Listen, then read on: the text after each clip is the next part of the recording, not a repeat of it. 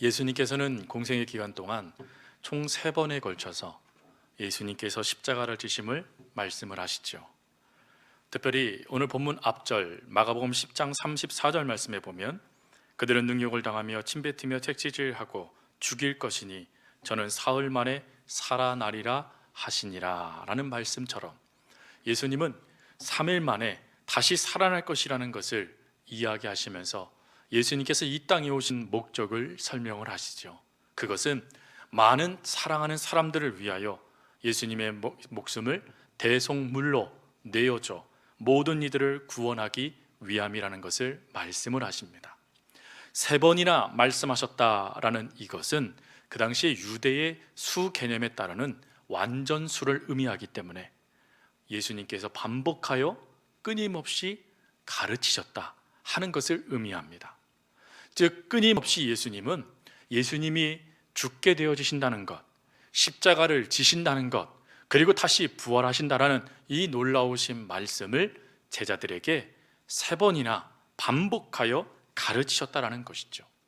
그러면 이러한 예수님의 말씀에, 끊임없이 반복되는 말씀에 제자들은 어떠한 결론을 내려야 되겠습니까? 당연히 이들은 즉시 그러한 예수님의 말씀에 슬퍼하면서 그러면 내가 주님의 그 뜻을 어떻게 이루어 갈 것인가? 주님께서 부활하신 것이 실제로 나타날 터인데 그러면 그 이후에 나는 주님을 어떻게 따라갈 것인가 하는 신앙적인 도전, 그리고 다시금 결단하는 그런 모습들이 이들 가운데 나타나야 되는 것이 맞겠죠. 그런데 놀라운 것은 이들은 예수님의 이러한 말씀과 전혀 상관없는 이야기를 예수님께 드리게 됩니다. 그것이 바로 10장 37절에 나와 있는 제자들의 말씀이죠. 이 제자들 중에 야고보와 요한이 예수님 곁에 나아가서 말합니다. 주의 영광 중에 우리를 하나는 주의 우편에 하나는 주의 좌편에 앉게 해 주십시오. 무슨 말입니까? 권력의 정점에 자신들을 세워달라는 거예요. 예수님이 분명히 영광 중에 라는 이 단어는 하나님의 뜻, 하나님의 영광을 의미하는 것이 아니라 높아지신다, 제일 높은 그 위치에 오르신다라는 뜻이죠. 즉 왕이 된다라는 것입니다. 예수님께서 왕이 되실 때 나는 좌의정, 나는 우의정 세워주세요. 지금 이렇게 예수님의 순한 예고가 있음에도 불구하고 엉뚱한 대답을 예수님께 질문으로 드리고 있는 거예요. 그러면 제자들은 어땠을까요? 그 외의 제자들이요. 그 외의 제자들도 사실 별반 다르지 않았습니다. 그래서 41절 말씀해 보니까 10제자가 이것을 듣고 어떡하지요? 화를 내었다라고 되어져 있어요. 놓쳤다라는 거예요. 즉 내가 먼저 그 자리를 사수했어야 되는데 그 자리를 뺏겼다는 것입니다. 그래서 너 어떻게 이럴 수 있냐라고 하면서 화를 냈다라는 거예요. 자리 욕심을 낸 거죠. 여러분, 그 많은 시간 예수님과 함께 이들이 생활을 했잖아요. 예수님은 특별히 12제자를 구별하여 세우셨어요. 그리고는 이들에게 하나님의 놀라운 비유의 말씀도 깨닫게 해주시고, 그리고 기적의 중앙에 늘 그들을 세워주셨고, 하나님의 음성을 듣는 자리에는 특별히 베드로와 야고보와 요한은 구별되어져서 하나님의 그 은혜 가운데 있었던 인물들이었어요. 그런데 이들이요, 믿음이 없어서도 아니고 하나님을, 예수님을 사랑하지 않아서도 아니고 열정이 부족해서도 아니에요. 사실 이들은 예수님을 위해서 모든 걸 버리고 주를 따랐지 않습니까? 그 정도로 헌신도 이들은 참 대단한 사람들이었어요. 그러나 예수님과 3년 동안 함께 했음에도 불구하고 이들은 여전히 변화되지 않았더라라는 것입니다. 변화되지 않고 옛 모습, 옛 사회적인 그 습관들을 그대로 끌어안고 그 기준을 가지고 예수님을 따르다 보니 그 기준이 이들에게도 끊임없이 나타나는 권력욕이 되었다라는 거예요. 이 당시의 사회에서는 누군가를 지배해야 됩니다. 그들을 다스려야 돼요. 오늘 본문 앞절에도 관료들이, 그리고 또 정치인들이 그렇게 백성들을 이끌었습니다. 근데 그것을 동경한 거예요. 그래서 나도 예수님 안에서 있으면 그 권력 받아서 나도 누군가를 떵떵거리며 지배하고 내가 그들 위에 서겠지 하는 생각이 지금 이 베드로와 그리고 다른 제자들 가운데 주어지는 그러한 생각이었다라는 것입니다. 그럼 이들이 왜 이랬을까요?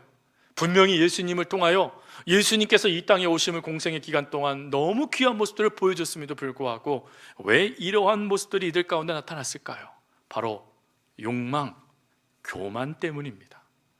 즉 누구보다 다른 사람보다 높아지고 싶은 그 교만이 예수님의 그 걸음을 막는 역사가 됐고 하나님의 그 은혜에 동참하지 못하게 만드는 걸림돌이 됐다라는 것이죠.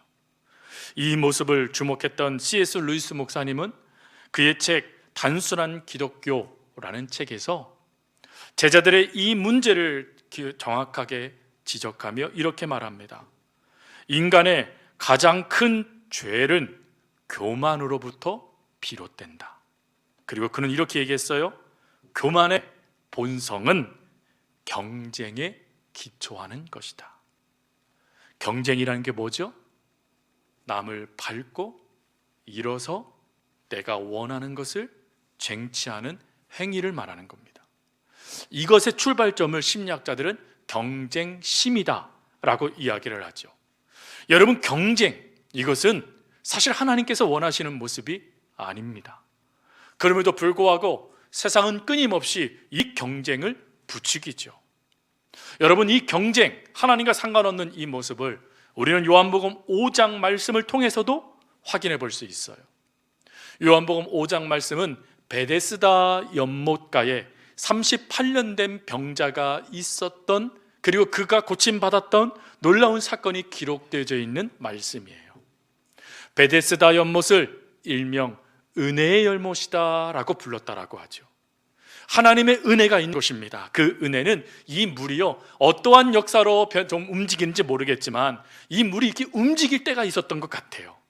그때에 어떤 사람이든지 간에 제일 먼저 그 물에 들어가면 그 사람이 고침을 받는 거예요. 은혜를 받는 거예요. 도무지 고침받을 수 없는 상황 속에 하나님의 역사를 경험하는 거죠. 그래서 이 연못을 은혜의 연못이다 라고 불렀다라는 것입니다. 하지만 엄밀히 따지고 보면 은혜의 연못보다는 경쟁의 연못이라 불리는 것이 맞는 것 같습니다. 왜요? 한 명만 고침받기 때문이죠. 지금 이 자리에 한 사람의 38년 된 병자만 있었을까요? 아마 자신의 여러 가지 병마를 가지고 이 문제 고침받기 위해서 그 자리를 가득 메우고 있었을 것이에요. 끊임없이 그 물을 바라보고 언제 물이 동하나 그것만 자신의 모든 관점을 기울이며 거기에 집중하고 있었을 것이에요. 그 집중하는 이 모습 가운데 중요한 건 뭐죠? 내가 먼저 들어가야 되겠다는 거예요. 내가 먼저 뛰어들어야 된다는 거예요. 나보다 더 중한 병을 앓고 있는 사람, 그보다 내가 그곳으로 들어가 고침받는 게 우선이라는 것이죠. 그래서 이것이 베데스다 연못이 정말 그 의미의 뜻은 은혜의 연못이지만 실제적으로는 경쟁의 연못이 되는 것 아니겠습니까? 이 경쟁의 연못을 우리 주님은 그대로 두지를 원치 않으시죠. 그래서 어떻게 하시죠? 이 연못으로 들어가시자마자 다른 이들을 바라본 게 아니라 38년 된 병자를 바라보십니다. 여러분, 38년 된 병자를 바라보셨을 때 그에게 예수님이 이런 말씀을 하세요. 네가 낫고자 하느냐? 그럴 때 그의 대답은 무엇이었죠? 경쟁에서 이기고 싶다라는 거예요. 내가 지금까지 졌다라는 거예요. 너무 그것이 져서 원통하다라는 거예요. 그래서 물이 동할 때 내가 제일 먼저 들어가고 싶은데 그러지 못했다는 거. 자기는 늘 도태되고 있었다라는 거예요. 그랬을 때 우리 주님은 그에게 중요한 말씀을 하시면서 그를 고쳐주시죠. 이 말씀 가운데 중요한 게 무엇일까요? 우리 주님은 누가 먼저 그곳을 들어가느냐, 네가 1등을 했느냐 2등을 했느냐 그걸 보시는 것이 아니라 그것보다 더 중요한 것, 그 속에 있는 믿음을 보시면서 그를 고치셨다라는 거예요. 근데 그 고침의 역사가 세상의 기준, 경쟁에 승리했느냐 아니냐가 아니라 주님을 만나느냐 만나지 못하느냐에 따라 그 모든 역사를 이루어 가셨다라는 것입니다. 도태됐습니다.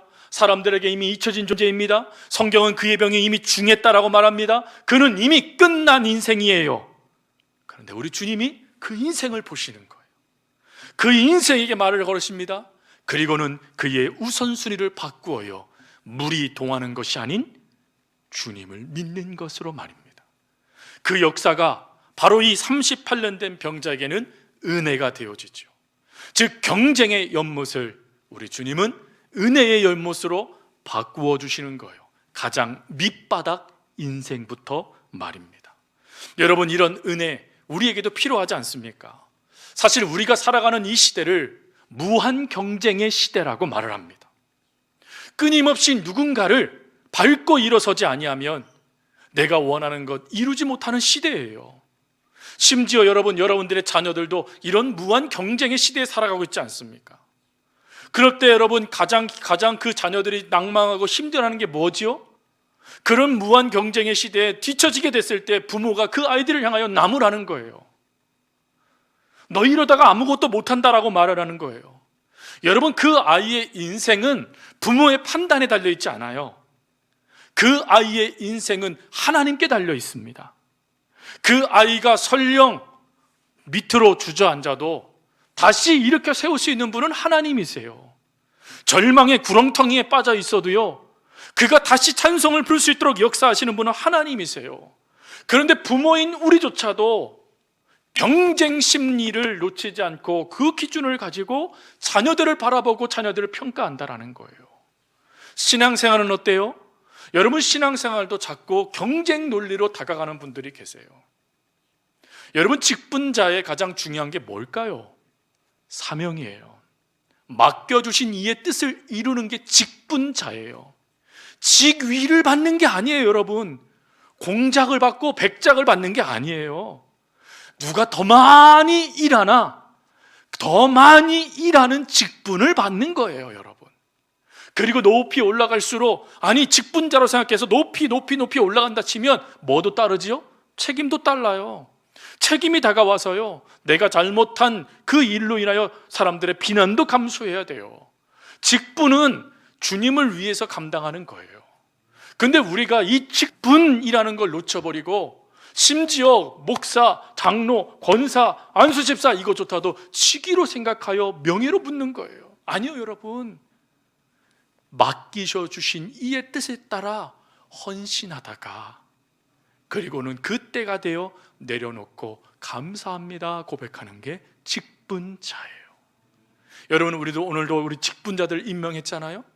이 직분자들에게 하나님이 주시는 은혜가 뭐라고요? 맡겨주신 이의 뜻에 따라 살아라는 거예요.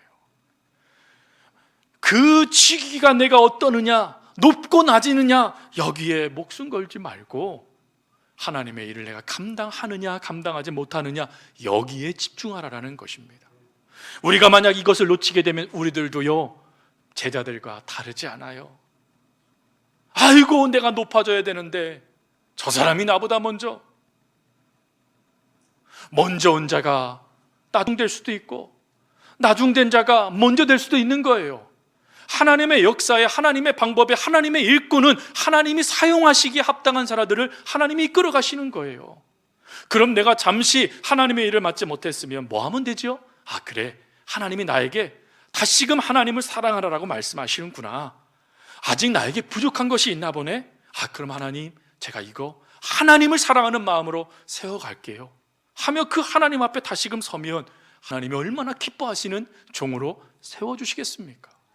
근데 우리가 이것을 자꾸 놓치니까 분쟁이 되는 거예요. 서운한 거예요.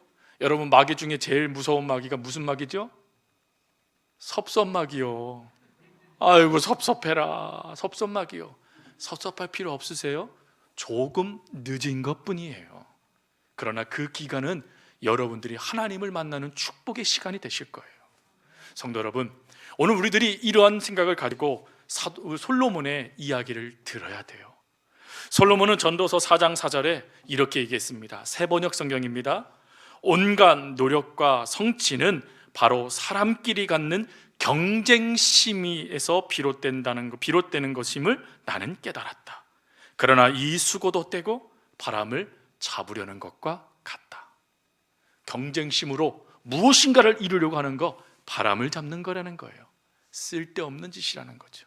근데 그것을요, 깨닫느냐 깨닫지 못하느냐가 중요하다라는 거예요. 오늘 하나님은 우리가요, 경쟁심으로 말미암아 비롯된 교만 내려놓는 시간이 되길 원하세요. 그럼 어떻게 하면 내려놓을 수 있을까요? 그것이 바로 오늘 본문의 말씀이죠. 오늘 본문의 주님은 우리들에게 이렇게 말씀합니다. 너희 중에 그렇지 않을지니, 그 다음에요, 너희 중에 누구든지 크고자 하는 자는 너희를 섬기는 자가 되고, 너희 중에 누구든지 으뜸이 되고자 하는 자는 모든 사람의 종이 되어야 하리라. 1등이 되고 싶으면 뭐가 돼야 된다고요? 종이 돼야 된대요, 여러분. 으뜸이 되고 싶으면 섬기는 자가 되래요.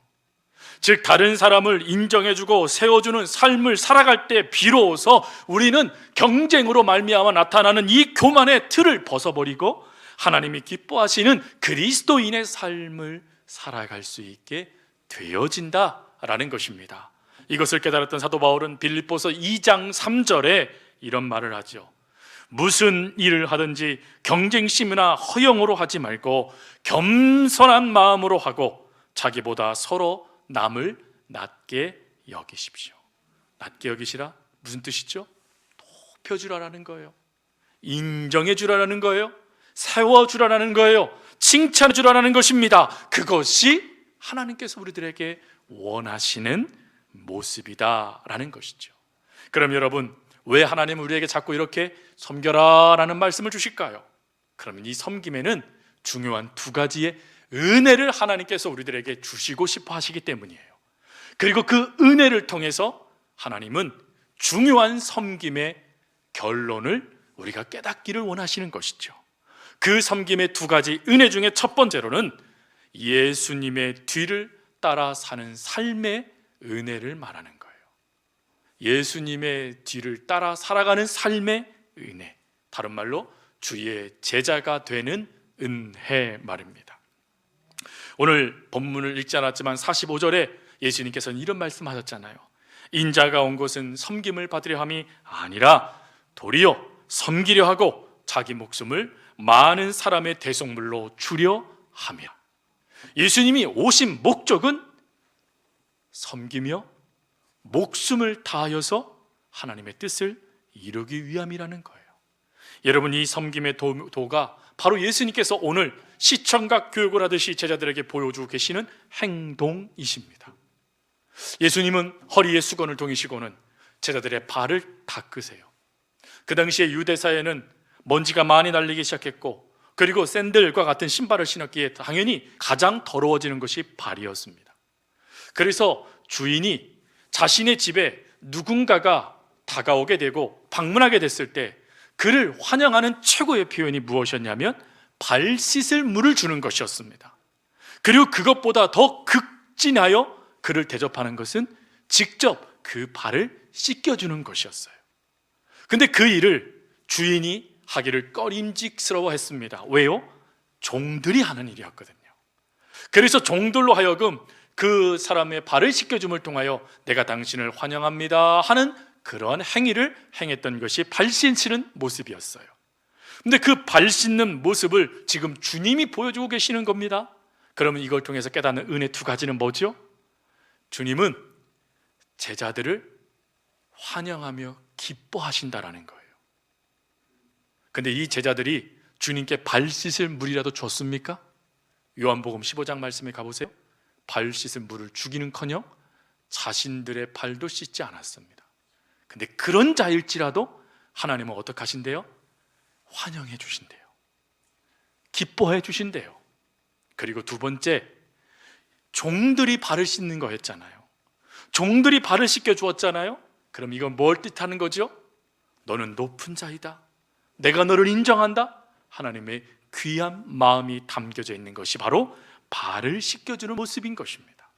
여러분, 이 은혜를 깨달았던 사도 바울이 빌립보서 2장 6절 8절 말씀에 예수님의 귀한 마음을 이렇게 설명합니다. 그는 근본 하나님의 본체시나 하나님과 동등됨을 취할 것으로 여기지 아니하시고 오히려 자기를 비워 종의 형체를 가지사 사람들과 같이 되셨고 사람의 모양으로 나타나사 자기를 낮추시고 죽기까지 복종하셨으니 곧 십자가에 죽으심이라. 어디까지 섬기셨다고요? 죽기까지. 죽음의 자리에 이르기까지 우리를 섬기셨대요. 그러기 위해서 이 땅에 오셨다라는 것입니다. 그 주님이 제자들의 발을 다 씻으신 다음에 요한복음 13장 14절 말씀에 가보니까 이렇게 말씀하세요. 내가 너희들에게 너희 발을 씻겼으니 너희도 서로 발을 씻어주는 것이 옳으니라. 우리들도 섬기는 자가 되어야 된다는 것입니다. 예전에 읽었던 책 중에 유재석처럼 말하고 강호동처럼 행동해라 라는 책을 제가 참 감명 깊게 읽었습니다. 그 책의 내용은 이겁니다. 요즘에도 여러분 윤우님 그러면서 유재석을 이렇게 참 많은 사람들이 칭찬하지 않습니까? 근데 유재석이 이렇게 칭찬받는 그 이유가 있었다라는 거예요. 그것은 유재석은 철저하게 섬김의 리더십을 보였답니다. 즉 자신의 후배가 세워지기 하기 위해서 또 잊혀져가는 사람들을 찾아서 많은 사람들 앞에 그를 세워주기 위해서 그는 자신의 등을 언제든지 그들의 발 앞에 내놓았다라는 것입니다. 오합지졸 같고 자기밖에 모르는 이들을 잘 구슬려서 그들을 함께 세워줘서 함께 그 아름다운 프로그램을 이뤄갈 수 있도록 끊임없이 자신을 낮추어 다른 이를 높여줬던 이가 바로 그 유재석의 리더십의 모습이었다라는 거예요. 그래서 그 책에서 유재석의 리더십을 이렇게 평가합니다. 그의 리더십은 농구 경기로 생각한다라면 포인트 가드형 리더십이다. 끊임없이 볼을 배급해 주는 거예요. 당신이 던지십시오, 당신이 던지십시오 하면서 그 사람에게 정확하게 볼을 던져줘서 그가 득점할 수 있도록 그 모든 길을 열어주는 리더십을 그가 보였다라는 거예요. 그래서 그 책에 그는 이 책에 이렇게 결론을 내려요. 진정한 리더십, 남을 섬기는 것이다. 진정한 리더십은 남을 섬기는 것이라는 거예요. 제가 이 말씀을 읽다가 또 이 말씀을 준비하다가요 참 부끄러웠어요. 어제 성탄절 이제 오후 행사까지 다 마무리하고 그리고 이제 주일 준비를 또 정리하고 그리고 이제 퇴근해서 또 집사람이 차려주는 맛있는 밥을 먹고 그리고 피곤하여 잠자리에 들고자 딱 누웠는데 갑작스럽게 제 안에요 이런 질문이 다가오는 거예요. 제 스스로 저에게 질문 던지는 것 같았습니다. 하나님, 저는 하나님 안에서 누군가요? 이런 질문을 갑작스럽게 그 자리에서 하기 시작했습니다. 왜 이 질문을 했을까? 저도 모르겠어요. 그냥 그 질문이 저도 모르게 나왔어요. 그리고서에 가만히 묵상을 하는데 이렇게 기도를 제가 하더라고요. 저도 놀랐어요. 하나님, 하나님 안에서 저를 발견하게 해주세요. 하나님 안에서 저를 발견하게 해주세요. 그리고는 제가 존경하는 목사님의 설교를 그 시간에 듣기 시작했습니다. 그 말씀을 듣다가 너무 부끄러운 거예요. 왜 부끄러웠냐면 사실 오늘 말씀의 제목이 경쟁에서 섬김으로잖아요. 그런데 제가 왜 하나님이 저를 보게 하셨는지 비로소 알게 됐어요. 그건 뭐였냐면 제가 서울교회에 와서 정말 10년간 담임 목회를 했습니다. 제가 어느 교회도 10년을 버틴 적은 없었습니다. 근데 성도님들이 저를 사랑해 주시고 저를 위해 기도해 주시고 저를 붙잡아 주셔서 10년이라는 세월을 이렇게 아주 눈 깜짝한 시간 동안 보낸 것 같아요. 너무 행복합니다. 근데 제 안에 부끄러운 게 뭐였냐? 글쎄 제가 언젠지는 모르겠는데 어느 순간부터 섬김 받는 거를 좋아하더라는 것이었죠. 목사로 하나님이 저를 이곳에 보내신 것은 분명히 섬기기 위해 보내주기 위해서 저를 보내셨을 터인데, 그리고 제가 사실 목회자로 서게 된 이유는 저희 어머님의 섬김의 그 영향력이 너무나 컸음에도 불구하고 제가 언젠지는 모르겠어요. 그런데 섬김을 놓쳐버리더라고요. 마땅히 받아 누리려고 하고 있더라고요. 제가 그 모습을 발견하고 얼마나 부끄러운지 몰라요. 어제는 성탄절인데 제가 너무 기뻐해야 되는데 저는 너무 부끄러웠어요. 그래서 사실 오늘 이 설교는 하나님이 저에게 주시는 설교이기도 해요. 하나님, 제가 이걸 놓쳤네요. 하나님을 위해 섬긴다고 했는데 섬김 받는 걸 당연하게 여기고 있었네요. 누군가가 온전하게 하나님 안에 세워지기를 하나님 원하시는데 하나님, 저는 그러지 못했네요 하면서요, 참 부끄러워하며 하나님 안에서 다시 저를 발견하게 해주세요 라고 기도했던 그런 시기였습니다. 성도 여러분, 우리는 어느 순간인지 모르지만 하나님의 말씀과 어긋나는 우리들의 모습들이 나타나기 시작하는 것 같아요. 이럴 때 오늘 다시 한번, 오늘 2021년도 이 마지막 시간에 하나님의 이 말씀을 주셨다라면 다시금 저희들에게 기회를 주시고 또다시 우리가 온전히 살아갈 수 있는 길을 열어주시는 하나님의 은혜라고 저는 믿습니다. 여러분, 우리 섬김의 사람이 되어야 될 줄을 믿습니다. 그러면 섬기기 위해서요, 우리는 어찌해야 될까요? 예수님이요, 마가복음 9장 35절에 이런 말씀을 하셨어요. 예수께서 앉으사 12제자를 불러 이르시되 아무든지 첫째가 되고자 하면 무사람의 끝이 되고 무사람을 섬기는 자가 되어야 하리라. 어떻게 섬겨야 될까요? 그것은 아주 쉽습니다. 남들이 꺼려하는 일을 내가 하면 됩니다. 허드렛 일이라고 생각되는 그 일을 내가 하면 돼요. 남들이 알아주지 않습니다. 땀도 납니다. 시간도 뺏기는 것 같습니다. 그런데 그 일을 기꺼이 하는 것입니다. 무엇을 위해서요? 누구를 위해서요? 나를 위해서요? 아니요, 주님을 위해서 말입니다. 주님을 위해서 허드렛 일, 그 보잘것없는 일조차도 여러분 섬기시면서 그 일을 행하십시오. 그것이 하나님이 가장 기뻐하시는 중요한 신앙의 모습이 되어집니다. 우리 교회요, 남들이 알아주지 않아도, 남들이 칭찬해주지 않아도, 남들이 인정해주지 않아도 묵묵히 그 자리를 버티고 계시는 성도님들이 참 많아요. 전 너무 감사해요. 그런데 우리 온 교인들이 그랬으면 좋겠어요. 꺼림직하고, 그리고 제일 하기 싫은 그 일을 하나님, 내가 감당하겠습니다 라고 말하며 그 자리를 찾아 앉을 수 있는 그런 우리가 되어진다라면 우리는 예수님의 제자가 된 것입니다. 그것이 저희들의 자랑이 될 수 있길 바랍니다. 두 번째로요, 세상과 다른 삶의 은혜를 허락하신다는 거예요. 다른 말로 주가 보이는 은혜예요. 여러분, 세상 사람들의 기준을 말씀드릴까요? 그것은 오늘 본문 앞절 말씀이에요. 42절 말씀을 보세요. 이방인의 집권자들이 그들을 임의로 주관하고 그 고관들이 그들에게 권세를 부리는 줄을 너희가 알거니와. 뭐 한대요? 세상은요, 임의로 주관하고 권세를 부린대요. 이것을 세번역 성경으로 보니까 이렇게 돼 있네요. 마구 내리 누르고 세도를 부린다. 공동번역에서는 강제로 지배하고 권력으로 내리 누른다. 세상의 기준은 이겁니다. 세상은 내가 그를 다스리기 위해서요, 마구 권세를 휘둘러요. 세도를 부려요. 그런데 하나님은 그것은 세상의 기준이라는 거예요. 그러면 하나님의 기준은 뭐라고요? 오늘 본문 말씀이요, 너희 중에는 그렇지 않을지니. 무슨 말이죠? 절대 이 모습이 나타나서는 안 된다는 거예요. 예수님을 믿는 사람들은 이러한 모습이 나타나서는 안 된다는 것입니다. 오히려 섬기면서 하나님을 드러내는 사람들이 되어야 된다는 것이에요. 제가 존경하는 간증집들 가운데 사무엘 로건 브랭글 목사님의 간증집을 참 좋아하는데, 이분이 이 간증 가운데 하셨던 내용은 이렇습니다. 이분이 미국 유명한 대학을 수석으로 졸업했어요.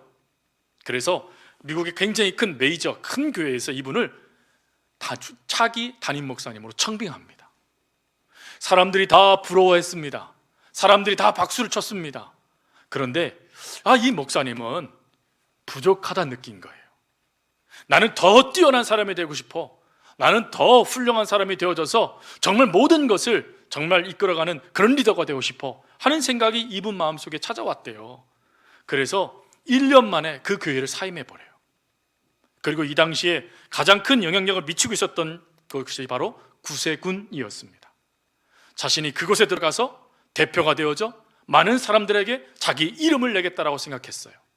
그래서 영국으로 넘어가서 그 당시에 구세군을 창설했던 윌리엄 부스 장군 밑으로 들어가서 자신이 정말 높은 사람이 되고자 결단하며 그곳에서부터 사역을 시작합니다. 근데 윌리엄 부스 장군이 그에게 첫 번째 명령을 내리는데 그 명령은 참담한 명령이었대죠. 무엇이었냐면 후보생들의 구두를 닦아라 라는 명령을 내렸대요. 아니, 높은 사람이 되고 싶었다니까요. 사람들에게 인정받고 싶었다니까요. 사람들 앞에 정말 내가 이런 사람이야 라고 말하면서 정말 자기의 이름을 내고 싶었는데 장군의 명령은 뭐라고요? 구두 닦는 자가 되라라는 거예요. 명령이 주어졌으니 안 할 수는 없으니 이분이 감정이 오르락 내리락 하면서요 이걸 했다라는 거예요. 제가 그 간증을 보면서 얼마나 부끄러웠는지 아세요? 저도요 그랬거든요. 내가 이거 하려고 전도사 됐나? 내가 이거 하려고 목사 된 줄 아나? 저도 그런 거 여러분 경험했거든요. 여러분 가끔 경험하기도 해요. 또 지금도. 그러니 이 모습을 보자 저도 얼굴이 벌개져가지고요, 아이고 이거 내 안에도 있는데 아이고 이거 내 들켰나?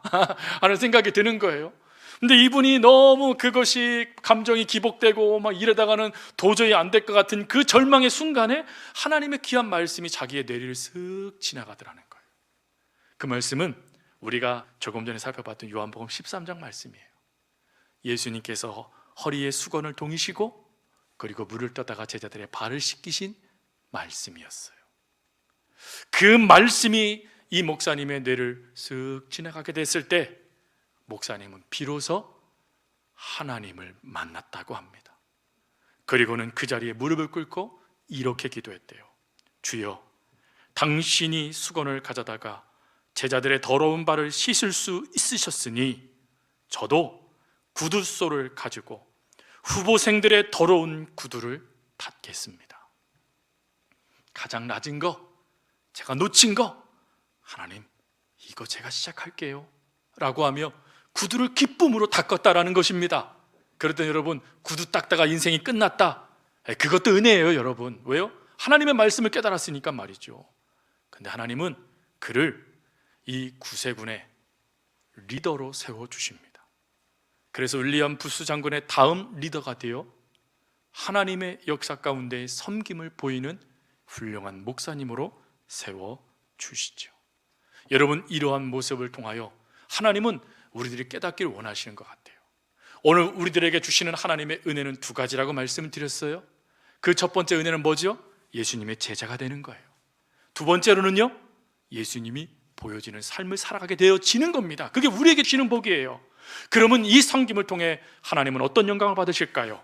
그것이 빌립보서 2장 9절부터 11절 말씀입니다. 시간은 좀 지났지만 여러분 이 말씀을 좀 같이 읽고 싶어요. 빌립보서 2장 9절부터 11절 말씀입니다. 제가 읽어드릴게요. 이러므로 하나님이 그를 지극히 높여 모든 이름 위에 뛰어난 이름을 주사 하늘에 있는 자들과 땅에 있는 자들과 땅 아래에 있는 자들로 모든 무릎을 예수의 이름에 꿇게 하시고 모든 입으로 예수 그리스도를 주라 시인하여 하나님 아버지께 영광을 돌리게 하려 하셨음이니라. 즉 여러분, 우리들이 섬기고 우리가 섬김을 통하여 낮아짐을 통해서 나도 변화되는 것이 아니라, 그것으로 끝나는 것이 아니라 남도 변화되는 역사가 이루어진다라는 거예요. 여러분, 지금 여러분들이 섬겨야 될 자가 누구십니까? 그들을 향하여 여러분들이 섬기고 헌신하고 여러분들이 낮아짐을 통하여 그들이 누구를 발견하죠? 예수님을 발견한다는 거예요. 예수님의 이름을 알게 된다는 것입니다. 그리고 예수님의 이름으로 구원받게 되어진다라는 거예요. 여러분, 이러한 역사를 하나님은 오늘 우리들에게 있기를 원하시면서 이 말씀을 주시는 겁니다. 말씀 마무리합니다. 성도님들, 하나님은 섬겨라 라고 말씀하세요. 여러분들이 사라지는 게 아니에요. 섬기고 섬길 때 나도 남도 살아나는 것입니다. 그러니 섬김의 리더들, 모든 이들보다 더 많이 섬기며 그 자리를 묵묵히 지켜갈 수 있는 하나님의 자녀들, 우리 다 되어줄 수 있기를 간절히 주님의 이름으로 부탁드립니다. 기도하겠습니다. 하나님, 대접받고 싶고 섬김받고 싶은 것이 저희들의 모습입니다. 그러나 오늘 하나님께서 저희들에게 그러한 것은 저 우리 가운데 사라지고 철저하게 하나님 안에서 낮아져서 섬기며 그리고 다른 이들을 구원하는 하나님의 자녀들이 되어라라고 말씀해 주셨사오니 저희들 하나님 허드렛 일, 남이 신경 쓰지 않는 그 일에 찾아가며 그 모든 삶을 헌신하며 열정으로 살아낼 수 있는 저희들이 될 수 있도록 도와주시고, 그리고 다른 이들에게도 그와 같은 섬김을 나눠줌을 통하여 그도 하나님을 만날 수 있는 축복의 통로가 되게 하여 주옵소서. 감사합니다. 언제나 저희들을 사랑하여 주시는 예수님의 이름으로 기도합니다. 아멘. 지금은 우리를 구원해 주신 예수님의 은혜와 하나님 아버지의 거룩하신 사랑과 날마다 우리로 승리케 하시는 성령님의 역사가 주님을 생각하는 모든 성도 머리 위에 지금부터 영원토록 함께 없으시기를 간절히 축원하옵나이다. 아멘.